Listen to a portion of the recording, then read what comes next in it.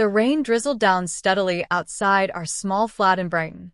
I'd just made us a simple dinner, spaghetti with garlic bread the way Jamie liked it. The telly was on in the background, muted, casting flickers of light across the living room. I remember thinking it was a normal evening. Quiet, nothing out of place. But everything was about to change. Jamie sat opposite me at the dining table, pushing bits of pasta around his plate without eating. He looked tired, worn out in a way I hadn't seen before. His hair was a mess, and his jumper looked like it had been through one too many washes. Something was off. He cleared his throat. "Amelia, can we talk?" I nodded, trying not to seem nervous. He looked at me, really looked at me with a kind of distant pity I didn't understand. "I've been thinking about this for a while," he said, "and I need to be honest. You're draining me." I blinked. "What?" "You're always emotional. Always overthinking. I come home, and I feel like I have nothing left to give." I felt my heart drop, like the ground beneath me had cracked open. We'd been together for nearly 3 years. We shared bills, memories, a life. He'd seen me through my mum's cancer treatment, through the stress of losing my job last year. I thought we were a team. "You're saying I'm too much?" I asked, my voice barely above a whisper. Jamie looked away, jaw clenched. "I'm saying I need space. I need a break from us." His words hung heavy in the air. I couldn't speak. The clink of his fork hitting the plate was the only sound for a long moment. "I'm not breaking up with you," he added quickly. "I just need time to breathe. A few weeks, maybe. Time to think." I stared at him, unsure if I should cry or scream. Part of me wanted to fight for us. Another part felt like I'd already lost. The food went cold between us, untouched. Outside, the rain turned heavier, and I sat there, numb, while the person I loved slipped further away with every word he said. The next morning, Jamie was gone. He had packed a small overnight bag and left a note on the kitchen counter. No kiss, no goodbye, just a scribbled message in his sharp handwriting. "Need time to clear my head. Please don't call. I'll reach out when I'm ready." I stared at the paper for what felt like an hour, my tea going cold in my hands. The flat was unbearably quiet without him. His trainers weren't by the door. His usual mug sat clean in the rack instead of waiting to be washed. It was like he'd been scrubbed out of my daily life overnight. I spent the day wandering aimlessly from room to room. Every corner held a memory. The stain on the carpet from when we'd spilled red wine on our anniversary. The scratch on the wall he made moving in his record player. It all felt too loud, too painful. I tried to distract myself, cleaning, scrolling through social media, even rewatching our favorite show. But nothing could mute the echo of his absence. It wasn't just that he was gone. It was that I had no idea when, or if, he'd come back. By the third day, I broke.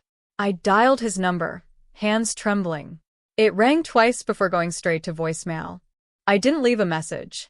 What could I even say? That evening, I went to the cafe around the corner, just to be somewhere other than the flat. The barista, Claire, a girl in her 20s with a pink fringe and chipped nail polish, smiled as I ordered my usual chai latte. "Haven't seen you in a while," she said. "Been a bit off lately."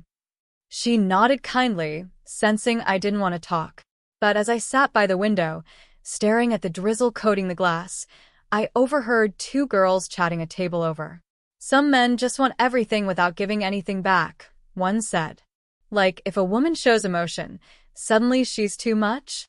I didn't know why, but that sentence hit me hard. Like it had been plucked straight from my life. I wrapped my hands tighter around the warm mug. When I got back home, I stood in the doorway for a long time before finally shutting the door behind me. I realized something in that moment. Jamie hadn't just left the flat. He had taken the air with him. But the question that clawed at me in the silence wasn't about him. It was about me. Had I really become someone so unbearable, or had he just stopped loving the version of me who needed support? The doubt, once planted, rooted itself deep. A week passed. Then 2. Still nothing from Jamie. Every time my phone buzzed, my heart leapt before crashing just as quickly. It was never him. A part of me wanted to believe he was somewhere sorting through his thoughts. The other part, the quieter, crueler one, whispered that he had already moved on. It was late October now. Rain fell steadily each day, soaking London in a gray hush that matched the silence inside me. I still went to work, still smiled when colleagues asked how I was. But it was a mask and it was starting to crack. One evening, as I walked home from the station, my umbrella flipped inside out in the wind. I let it go. The rain hit my face, cold and relentless, but I kept walking. I didn't care anymore. I needed the sting. I needed to feel something that wasn't waiting. At home, the answering machine blinked with a new message. My stomach flipped as I pressed play. Hi, Isla. It's Mum. Just checking in again.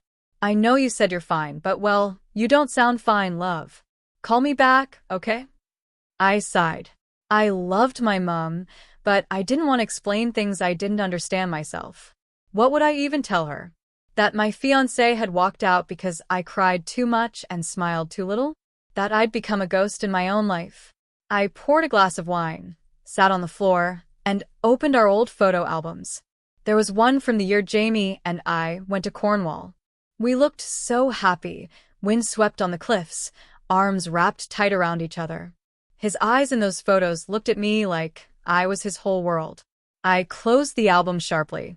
That version of him didn't exist anymore. The next day, I ran into Lydia, Jamie's sister, outside a bookshop in Soho. She looked surprised, even a bit guilty. Isla, she said, hesitating. Hi. Hi, Lyd. We stood awkwardly, neither of us knowing what to say. Finally, I broke the silence. Have you seen him? She bit her lip. He's staying with a maid in Brighton. Been keeping his head down. Has he said anything? She shifted uncomfortably. Just that he needed space. And that things got too heavy between you two. I stared at her, trying to hide the ache in my chest. Do you think he's coming back? I asked, though I hated myself for how desperate it sounded. Lydia softened. I don't know, but you deserve more than waiting in limbo. Her words stayed with me the whole walk home. I repeated them like a mantra. You deserve more. You deserve more. But when night fell and the rain returned, so did the doubt. Had I become so hard to love, or had he just grown too soft to stay? The days blurred. Work, rain, silence. Sleep became elusive, dreams haunted by his voice saying goodbye in infinite ways. One Saturday morning, I escaped my flat just to breathe different air. I wandered into a tiny coffee shop tucked between a florist and a charity bookshop in Notting Hill. It smelled of cinnamon and old wood, the kind of place where time slowed down. I ordered an oat latte and found a seat by the foggy window.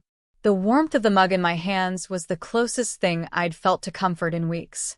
Is this seat taken? The voice was unfamiliar, low, calm, and distinctly northern. I looked up to see a man around my age, perhaps a bit older, with messy dark curls and eyes the color of storm clouds. He smiled gently. No, I replied, motioning to the chair opposite mine. He settled in with his own coffee and a battered copy of the picture of Dorian Gray. We didn't speak at first, which suited me fine. I wasn't in the mood for small talk. But the quiet between us was companionable, not awkward. Eventually, he looked up from his book and said, You seem sad. Sorry, that's probably rude of me to say. I let out a small laugh, surprised at the bluntness. No, it's accurate. Break up? I hesitated. Something like that. He nodded, as if he understood too well. Name's Elliot. Isla. He offered his hand, and I shook it. It was warm, steady. We sat there for nearly an hour, talking a little, mostly not. I learned he was a history lecturer at King's College, recently moved from Manchester after a rough end to a long-term relationship. I thought she was the one, he said simply. But people surprise you. They do, I murmured. When I finally stood to leave, he didn't ask for my number, just gave me a quiet smile and said, Maybe I'll see you here again. And strangely, I hoped I would. As I walked home, something in me shifted. It wasn't romantic. Not yet. But it was the first time in weeks I'd felt like I wasn't drowning. Later that night, I found myself thinking about Jamie less and about Elliot more. His calmness. His honesty. The way he'd looked at me and seen sadness, without judgment. Maybe this was what healing looked like. Not dramatic, not instant, but found in quiet places with strangers who don't ask for anything. I didn't tell anyone about Elliot. Not yet. Some things needed to be just mine for a little while. I returned to the coffee shop the next Saturday, heart oddly light with hope. It was raining again, of course, but there was a quiet comfort in the routine. Familiar streets. Damp coat. The scent of fresh espresso. Elliot was already there, seated in the same spot, reading the same book. When he saw me, his expression shifted into something soft. Not surprise. Expectation. "Thought you might come back," he said.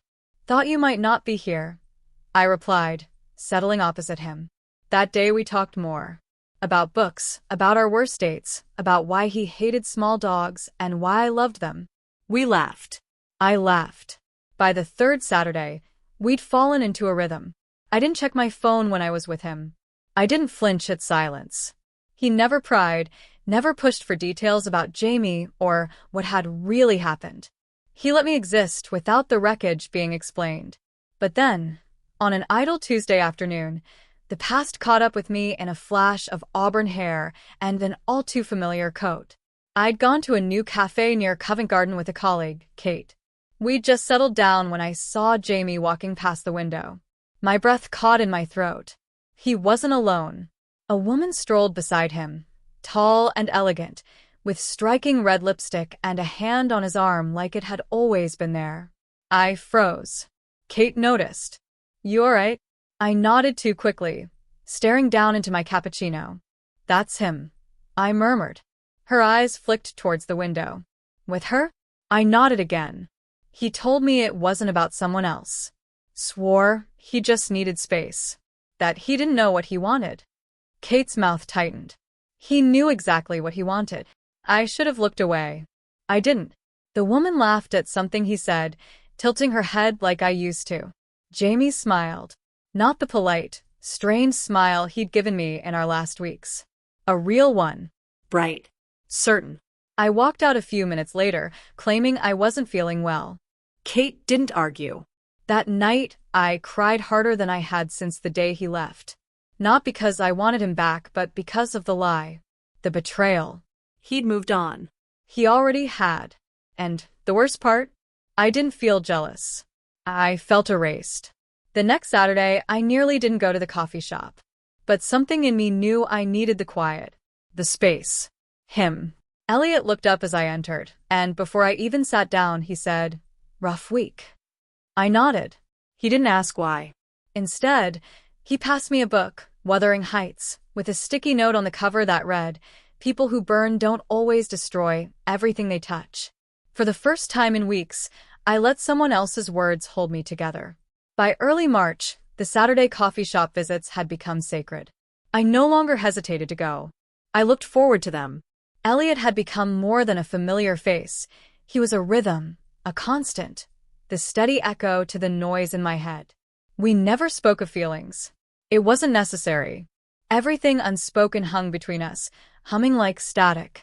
That morning, the sun dared to peek between the clouds. London wasn't warm, but it wasn't cruel either. I arrived early and found our table by the window unoccupied. I took my seat, ordered 2 coffees without thinking. When Elliot walked in minutes later, his smile faltered for a heartbeat. "You beat me to it. I owed you one," I said, nudging his cup toward him. He sat, nodded his thanks. Then, without looking at me, he said, "You've been quieter lately." I stared at my reflection in the coffee. I saw Jamie. His eyes flicked to mine. "Did you speak?" "No." He was with someone. I forced a laugh that didn't belong. She was beautiful, confident, the kind of woman you write into novels. Elliot didn't flinch. "And you think that makes you what?" "A discarded rough draft." I blinked at him. He leaned forward, his voice low. "You're not a rough draft. You're the whole bloody novel, Emma." I swallowed hard. Something about his voice, steady, certain, made my throat tighten. He lied to me, Elliot. For months. Told me he needed space to find himself. Said I was too much and not enough all at once. You weren't too much. He was too small. His words struck something deep, and then something shifted. Elliot's hand brushed mine. Intentional. Warm. A question.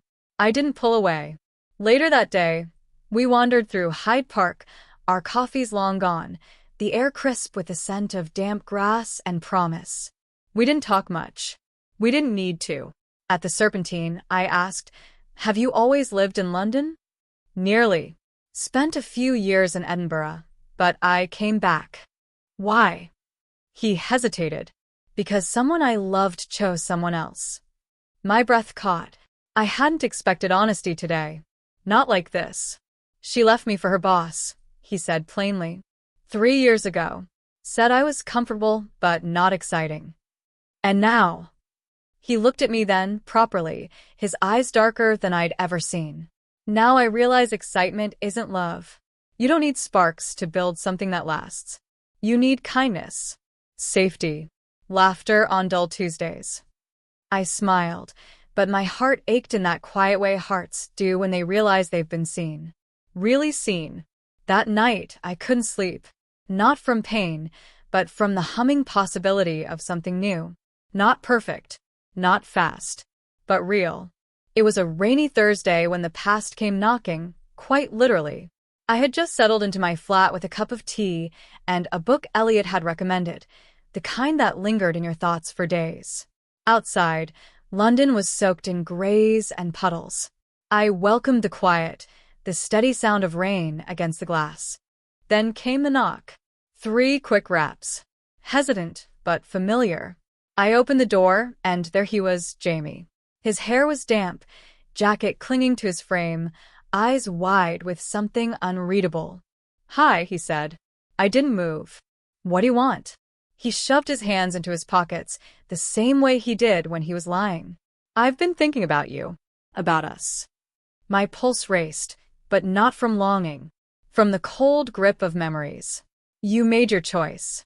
He stepped forward slightly. "I was wrong. About everything.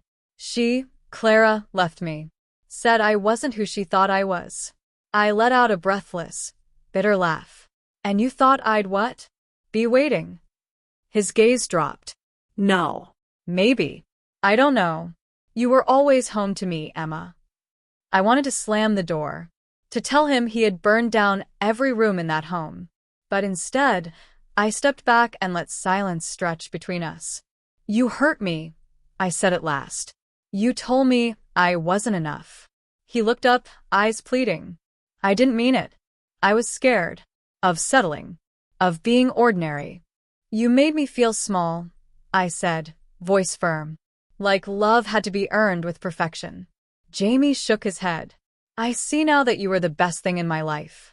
I crossed my arms. "That's your tragedy, not mine."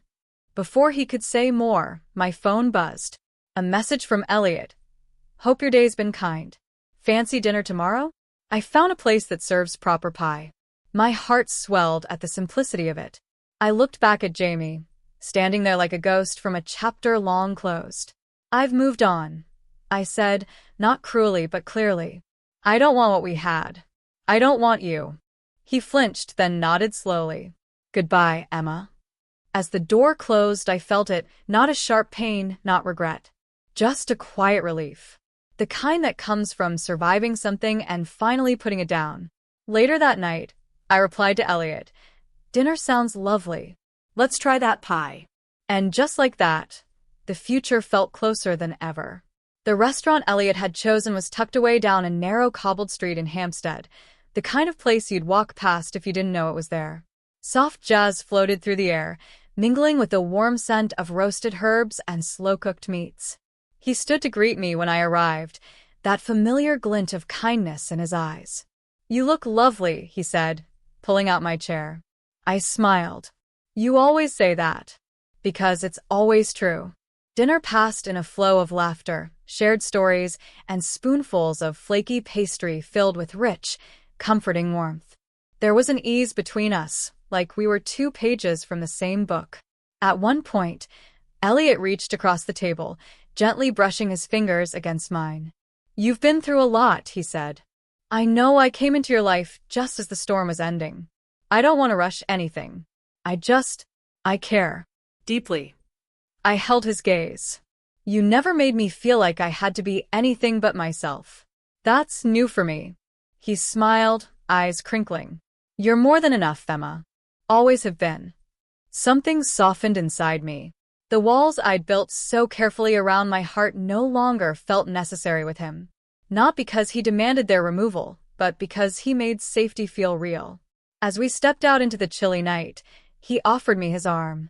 We walked slowly, our footsteps echoing along the pavement, mist curling around the streetlights.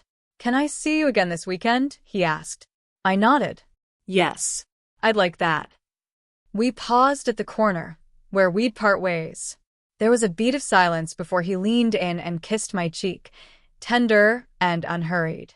Good night, Emma. Good night, Elliot. I walked home with a smile that didn't fade.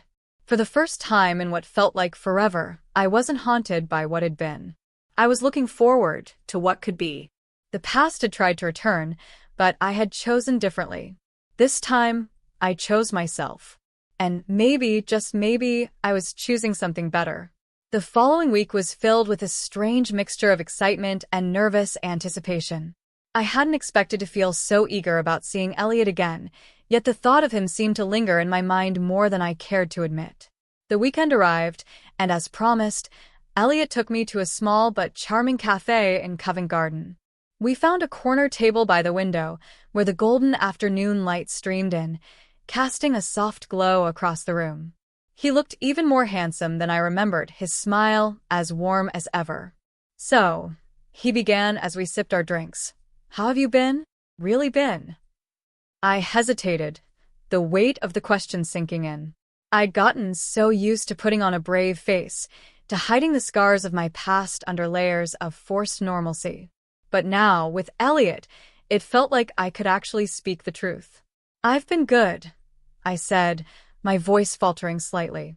Better, actually. I'm not sure I even realized how much I needed someone who understood me without needing to fix everything. He leaned back, his eyes never leaving mine. I'm glad. But, you don't have to hide anything from me. A part of me wanted to stay guarded, to protect the fragile peace I'd started to build. But in that moment, I realized that holding on to my past would only keep me from truly embracing the future. With him. Before I could respond, a familiar voice interrupted our quiet conversation. I looked up to see Chloe, the woman from my past, the one who had tried so hard to disrupt my relationship with Daniel. She was standing just a few feet away, her eyes scanning the room as if searching for someone.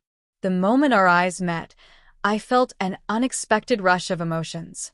I hadn't seen her in months, and yet, there she was, the person who had once been so integral to my heartbreak. Emma, she said, her voice dripping with fake sweetness. I didn't expect to see you here. With him. Her words were sharp, but I refused to let them rattle me. Chloe, I replied coolly, feeling Elliot's hand subtly move closer to mine. I'm with someone now. I think you should be happy for me. Chloe's expression flickered, her mask slipping for just a moment. Oh, I'm happy, all right. But I wonder how long this will last. People like him don't settle, Emma. Elliot stood up then, his presence commanding the attention of the table. Excuse me, he said with a polite but firm tone. I believe you're mistaken. Emma is more than capable of making her own decisions. Chloe's eyes widened in surprise, but she didn't back down. We'll see, won't we? She muttered under her breath before walking away, leaving us both in a charged silence. I exhaled slowly, my heart racing. Elliot sat back down, his gaze still on me. Are you all right? I am now, I said, the words flowing with more honesty than I'd intended. Thank you. He smiled softly, his hand brushing against mine. You don't owe her any explanation, Emma. You don't owe anyone anything. Not anymore. And for the first time in so long, I realized he was right.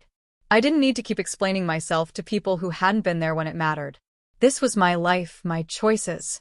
And I was ready to move forward.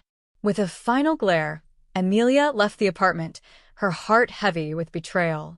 For years, She had poured love and trust into someone who saw her as nothing more than a stepping stone, a means to an end.